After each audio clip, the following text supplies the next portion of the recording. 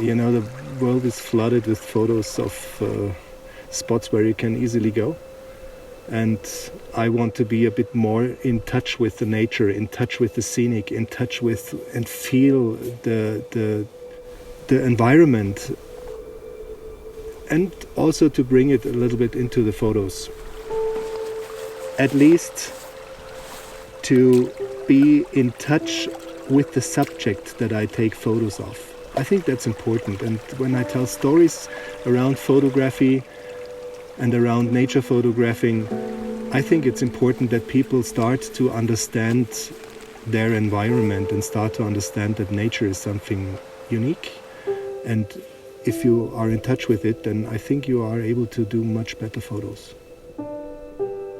We need nature, you know, to live in, and nature doesn't need us. People call this area the lost wilderness of Europe. It's a high mountain area in north of Sweden, about 100 kilometers north of the polar circle. It's a real remote area. You need to hike long distances, and there's very rare infrastructure. So that's a real nature area. Yesterday morning, when we came up the first time above the forest, above the tree line, and we had some little bit cloudy sky, and then the sun came through sometimes, and the lakes were totally calm, no wind, like a pure mirror. And taking photos in such situation is it's marvelous. A friend of mine said he feels always good when he needs to suffer for his photos, and maybe there's something true in it. So to work for pictures you do is something good. I like it. Sometimes when I'm carrying my big bag up to such a mountain, I think and I ask myself, why am I doing this? But when you are up there and when you have a scenic like this, you forget everything. Here you have almost the whole day perfect light.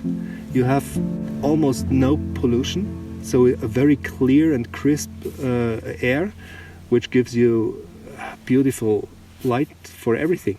You can take photos of everything. Looks better than somewhere else. Let's say that the time in autumn and spring I like most.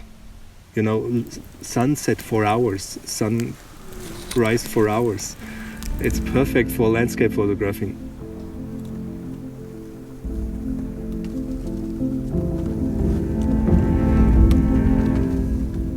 I think landscape photographers should be willing to see the nature and to dive into it, and use their photos always also for teaching people that we are responsible for our environment.